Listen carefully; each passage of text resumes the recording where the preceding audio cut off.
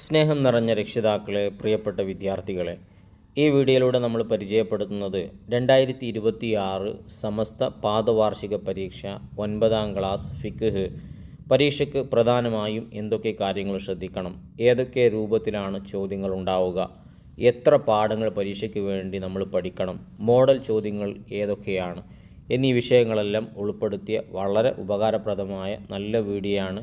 മുഴുവനായി തന്നെ കാണാൻ പ്രത്യേകം ശ്രദ്ധിക്കുക. മുഴുവൻ കാണുന്നതിലൂടെ നല്ല മാർക്ക് നമുക്ക് നേടിയെടുക്കാൻ കഴിയും. ഫിഖിൽ നിന്ന് നമുക്ക് പരീക്ഷയ്ക്ക് പഠിക്കാനുള്ള പാഠങ്ങൾ 5 പാഠങ്ങളാണ്. ഈ 5 പാഠങ്ങളും നന്നായി പഠിക്കുക. അതിൽ തന്നെ ഓരോന്നിനും ഫർളുകൾ, അതുപോലെ തന്നെ ഷർത്തുകളൊക്കെ വരുന്നുണ്ട്. അതൊക്കെ നമ്മൾ നല്ലോണം നോക്കി വെക്കുക. അതോടൊപ്പം തന്നെ പാഠഭാഗത്തിലെ ചോദ്യങ്ങൾ, ഉത്തരങ്ങൾ അർത്ഥം വെച്ച് പഠിക്കുക. കാരണം പൂരിപ്പിക്കാനോ മറ്റോ ചോദിക്കാൻ സാധ്യത കൂടുതലാണ്. ഈ പറഞ്ഞ കാര്യങ്ങളെല്ലാം ശ്രദ്ധിക്കുന്നതോടൊപ്പം തന്നെ നമുക്ക് മോഡൽ ചോദ്യപേപ്പർ ഒന്ന് പരിചയപ്പെടാം.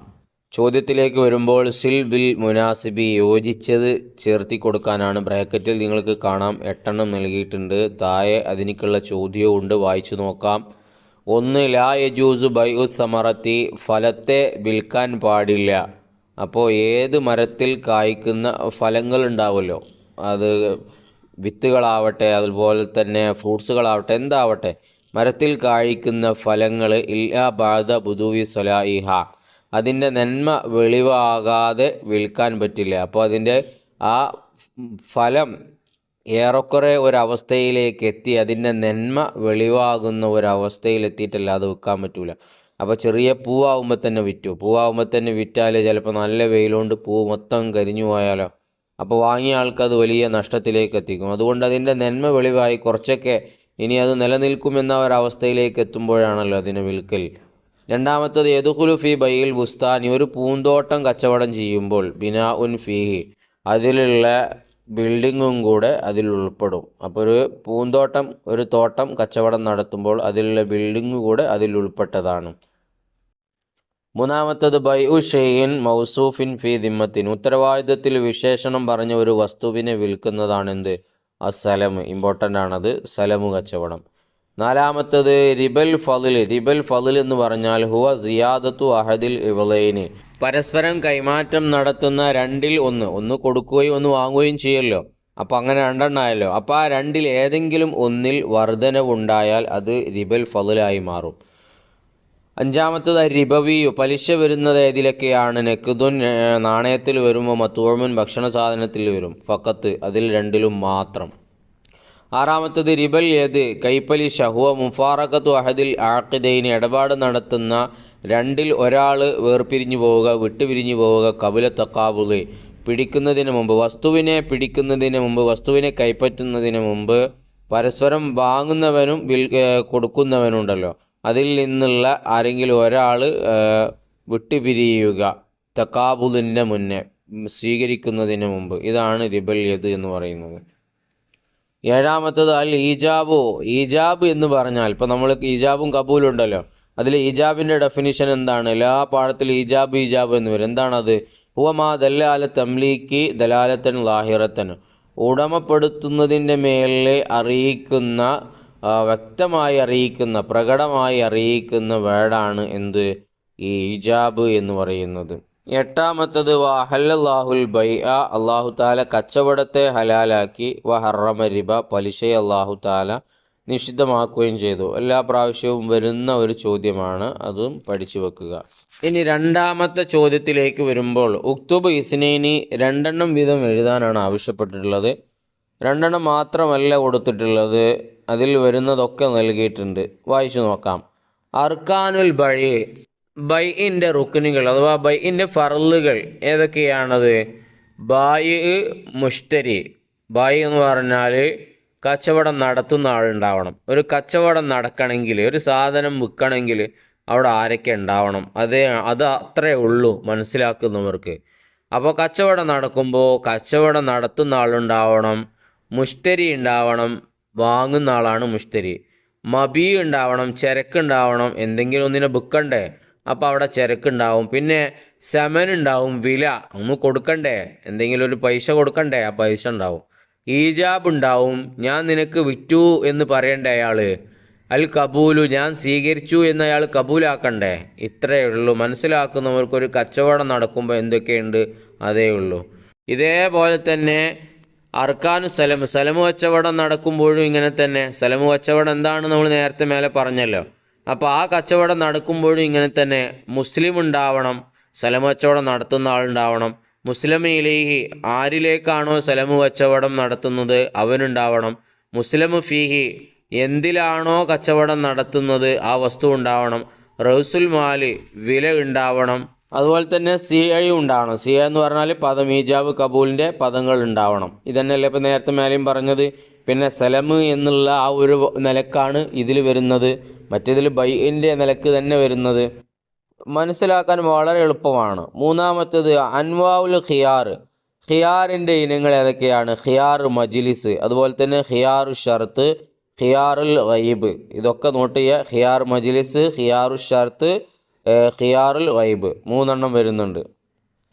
അത് നമുക്ക് ചോയ്സ് ഉണ്ടല്ലോ, ചോയ്സ് വരുന്ന കാര്യങ്ങളാണ് അത് പറഞ്ഞത്. പിന്നെ കച്ചവടം വേണോ വേണ്ട എന്ന് വെക്കുന്നതിനൊക്കെ പറയുന്ന ഖിയാർ മജ്ലിസ്.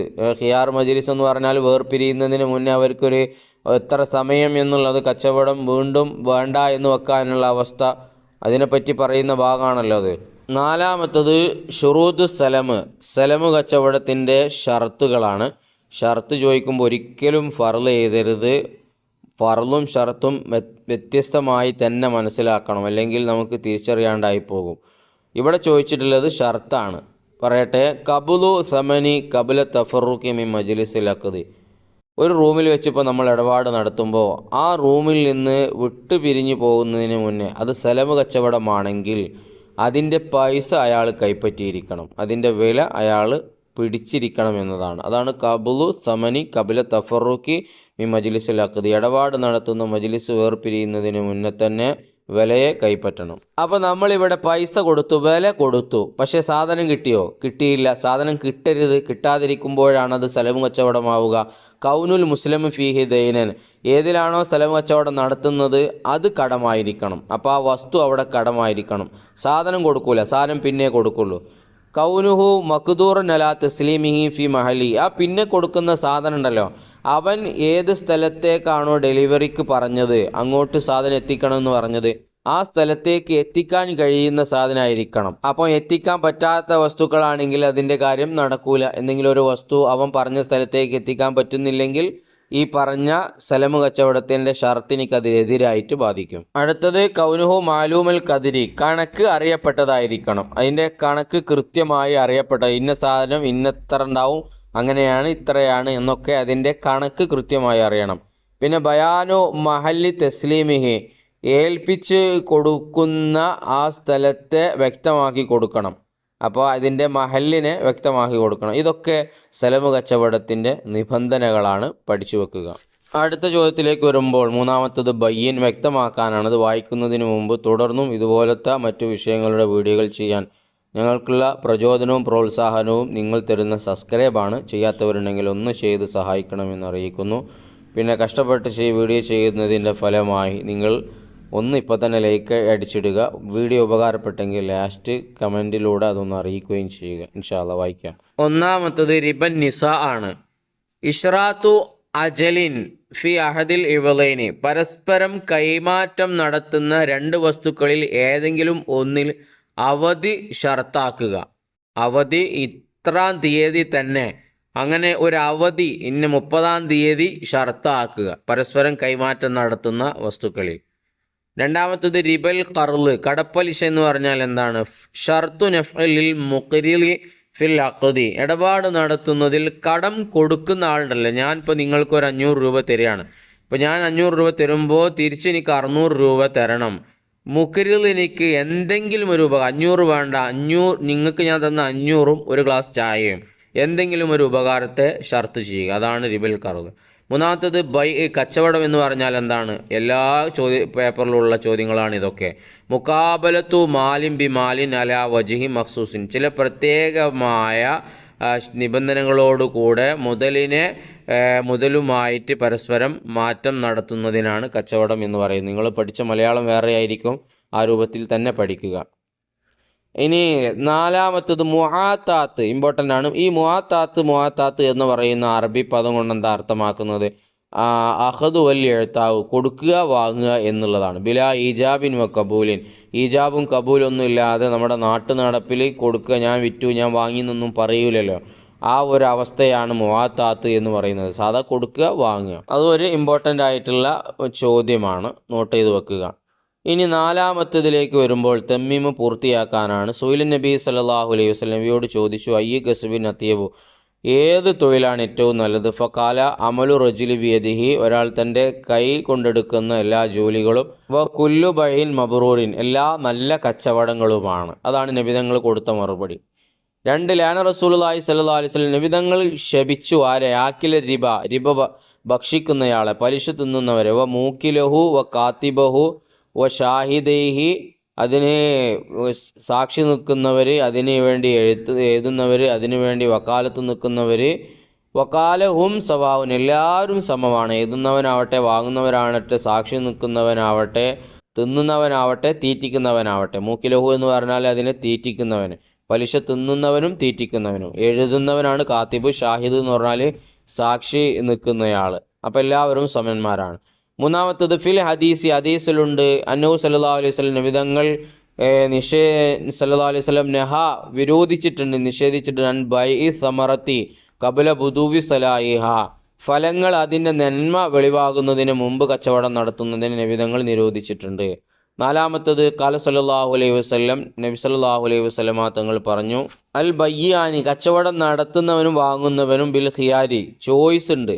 കച്ചവടം വേണോ വേണ്ട എന്ന് വെക്കാനുള്ള ചോയ്സ് ഉണ്ട്. മാലം യതഫറക്ക, അവർ രണ്ടുപേരും ആ കച്ചവടം നടത്തിയ സ്ഥലത്ത് നിന്ന് വിട്ടുപിരിഞ്ഞ് പോകുന്നതിന് മുമ്പ്. അല്ലെങ്കിൽ ഔ യഖൂൽ അഹദുമാ ലിൽ ആഖിരി ഇഖ്തർ, അല്ലെങ്കിൽ നീ പറ എന്ന് ആ പറയുന്ന അവസ്ഥയിലും. അപ്പോൾ നീ പറയ് എന്താ ചെയ്യണം, എന്ത് ചെയ്യണം നമ്മൾ ചോദിക്കുമ്പോൾ അവിടെയും അവനിക്ക് ചോയ്സ് വരുന്നുണ്ട്. അതുപോലെ തന്നെ കച്ചവടം നടത്തി ആ സ്ഥലത്തു നിന്ന് വേർപിരിഞ്ഞ് പോകുന്നതിന് മുമ്പും അവർക്ക് കച്ചവടം വേണോ വേണ്ട എന്ന് വെക്കാനുള്ള ചോയ്സ് ഉണ്ട്. ഇനി അഞ്ചാമത്തത് അജിബ്, ഉത്തരം എഴുതാനാണ്. അതിലൊന്ന് മത്താ യസ്കുത്തു ഖിയാറുൽ മജ്ലിസ്, ഖിയാർ മജ്ലിസ് എപ്പോൾ ഇല്ലാതെയാകും? ഖിയാർ മജ്ലിസ് എന്ന് പറഞ്ഞാൽ കച്ചവടം വേണോ വേണ്ട എന്ന് വെക്കാനുള്ളതാണല്ലോ. ബിയ യതഫറക അൻ മജ്ലിസി ഉർഫൻ ഔ യഖ്താറ ലുസൂമഹു, സാധാരണഗതിയിൽ ആ ഉർഫ് എന്ന നിലക്ക് നാട്ടുനടപ്പനുസരിച്ച് ആ മജ്ലിസ് വിട്ട് പിരിഞ്ഞ് പോയാൽ, അല്ലെങ്കിൽ ഔ യഖ്തറ ലുസൂമഹു, പരസ്പരം രണ്ടുപേരും കച്ചവടം ഉറപ്പിച്ച് പാസ്സാക്കി കഴിഞ്ഞാലും ഖിയാർ മജ്ലിസ് വേണോ വേണ്ട എന്ന് വെക്കുന്നത് നഷ്ടപ്പെടും.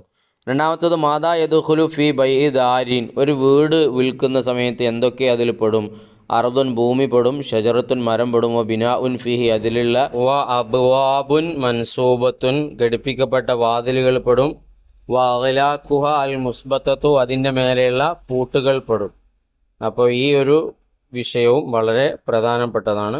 ഇനി ആറാമത്തത് തെർജിം, പരിഭാഷപ്പെടുത്താനാണ്. അതിലൊന്ന് മനിസ്തസ്ലഫ ഫി ഷൈഇൻ ഫൽ യുസ്ലിഫ് ഫി കൈലിം മാലൂമിൻ വ വസ്നിം മാലൂമിൻ ഇല അജ്ലിം മാലൂമിൻ, ആരെങ്കിലും ഒരു വസ്തുവിൽ മുൻകൂർ കച്ചവടം ചെയ്യുകയാണെങ്കിൽ അറിയപ്പെട്ട അവധിയിലും അറിയപ്പെട്ട അളവിലും അറിയപ്പെട്ട തൂക്കത്തിലും മുൻകൂർ കച്ചവടം ചെയ്തു കൊള്ളട്ടെ. വളരെ ഇമ്പോർട്ടൻ്റ് ആണ് ഹദീസും അതുപോലെ തന്നെ അതിൻ്റെ ആശയവും. നോട്ട് ചെയ്ത് വെക്കുക, ഇപ്പം തന്നെ അത് ഇരുന്ന് പഠിക്കുക. ഏഴാമത്തത് ഉക്തുബു നിയത്തൽ കാമിലത്തലി സ്വലാത്തി ലുഹരി ഫിൽ അറബിയ, അറബിയിൽ ലുഹറിൻ്റെ നിയത്ത്, ഉസല്ലി ഫർദ് ലുഹരി അർബ റക്അത്തി മുതവജ്ജിഹൻ ഇലൽ ഖിബ്ലത്തി അദാൻ ലില്ലാഹി തആല, ഇതിനെല്ലാവർക്കും